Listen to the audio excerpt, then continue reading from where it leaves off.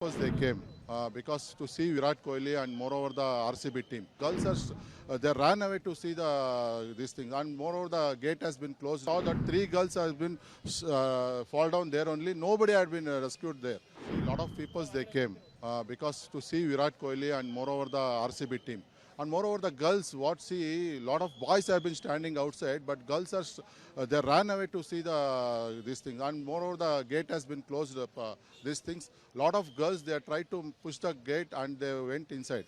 That is the main problem in this incident. I saw that three girls have been fall down there only. Nobody had been rescued there because girls are very afraid to get out because they are eager to see Virat Kohli. That is the main incident has been happened here, and even that government should be taken care. Even police people also helpless because if they care means that a lot of people will they'll came. That's the thing. The lot of girls has been accused in this incident. Moreover, police also helpless. Even security also helpless. Even see in this ground, private securities has put. What they'll do? See, a lot of 600 people they will come in each. See, that's the thing. We see a lot of 700 to 600 people at a time to see because the gate has been closed. Because ticket has been issued, but the gate has been closed. That is the main problem in this incident.